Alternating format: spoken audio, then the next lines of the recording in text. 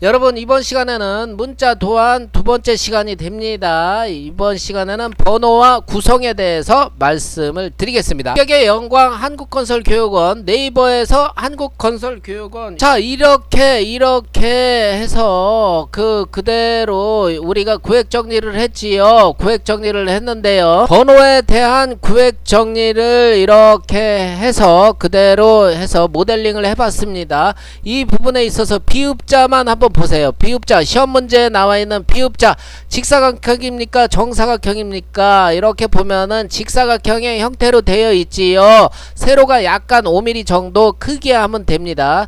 이렇게 해가지고 그대로 4등분을 해 주시면 되고요. 이 부분에 있어서 히읗자도 히읗자 이 부분에 있어서도 5등분을 해 주시면 됩니다. 구획 정리를 어떻게 하는지 보겠습니다. 이쪽 부분에 있어서 맨 처음에는 이게 3등분이었었는데 3등분으로 했었지요. 3등분으로 이렇게 노란색으로 보이죠. 그래서 맨 처음에 우리가 기초로 배웠을 때, 그런데 시험 문제를 보니까는 비읍자가 어떻게 돼요? 직사각형, 정사각형이라 직사각형이죠. 그러면은 이 부분을 5mm 이렇게 더 늘린 겁니다. 늘리고 이 부분을 갖다가 몇 등분 했어요? 하나, 둘, 셋, 4등분을 했죠. 4등분을 하고요. 여기에는 그대로 3등분을 하고요. 그러면은 여기에 비읍자가 보입니까? 안 보입니까? 보이죠. 여기 어자도 이렇게 보이고요. 니은자도 이렇게 보이고요.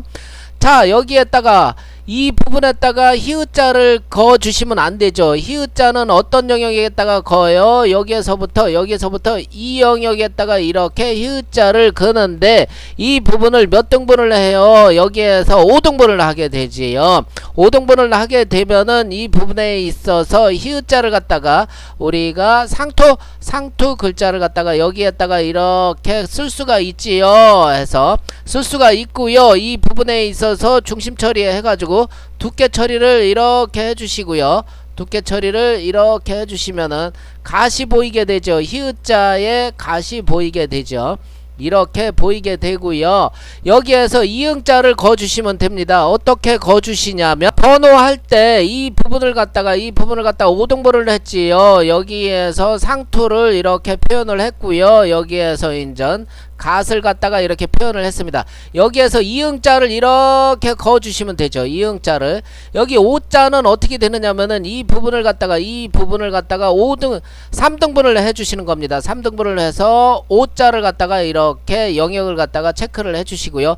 이 부분에다가 이응자를 이렇게 표현을 해주시면 됩니다. 자, 어떻게요? 이 부분에 이응과 여기 간머리 그리고 갓과 해가지고 상투 이 부분이 갓과 이응자가 교집합이 탄생이 되는 거예요. 이 부분이 이렇게 해서 번호 눈에 보입니까? 자, 이렇게 작도를 해 주시면 됩니다. 이런 식으로 번호를 갖다가 작도를 해 주시면 되고요. 이것을 갖다가 깨끗이 정리를 하면은 어떠한 모양이 되겠습니까? 이러한 모양이 되지요. 시험 문제 이 부분에 있어서 가운데는 어떻습니까? 가운데는 허당이 되는 겁니다. 여러분 아셨죠? 자, 또 구성을 해보겠습니다. 구성 이 부분에 있어서 구획정리, 기본 구획정리에다가 구자를 쓰는데요. 구자 어떤 영역에다가 쓰게 됩니까? 자, 이렇게 구자를 갖다가 쓰게 되지요. 기역자 쓰고 우자를 갖다가 이 영역에다가 써주시면 안 되죠. 이 영역에다가 써주셔야지 되죠. 그래서 구자를 이렇게 작도를 해 주시면 되고요. 이 부분에 기역자가 들어가고요. 이 부분에 우자가 들어가죠. 오자가 들어가고요. 이 부분에는 시오자가 들어가고요. 어자가 들어가고요. 이 부분에 이응자가 들어가게 됩니다. 이응자 타원이 아니라 정원이 되는 겁니다. 여러분 아셨지요? 자를 이런 형식으로 써 주시고요. 이 부분에 있어서 시오자를 갖다가 그대로 써 주시면 됩니다. 여기에서 보시는 이 부분 보이시죠? 여기 이 점과 이 점 연결하시고 이 점과 이 점 연결해서 이렇게 이 선과 평행인선을 그어주시고 이 선과 평행인선을 그어주시고 하면은 시옷자가 이렇게 보여지시죠. 해서 그대로 구성을 갖다가 작도를 해주시면 됩니다. 이렇게 쓰게 되지요. 합격 예감, 합격의 영광을 드리겠습니다. 구성을 이렇게 작도를 해주시면 됩니다. 여러분 아셨죠? 구성, 이것도 시험 문제 출제되고 있습니다. 구성을 깨끗이 써주시면 이런 글자가 되겠지요. 이것을 갖다가 작품에다 그대로 도색을 해주시면 됩니다. 여러분 이번 시간에 번호와 구성에 대해서 글자 도안에 대해서 말씀을 드렸습니다. 다음 시간에 두 글자 가지고 말씀을 또 드리겠습니다.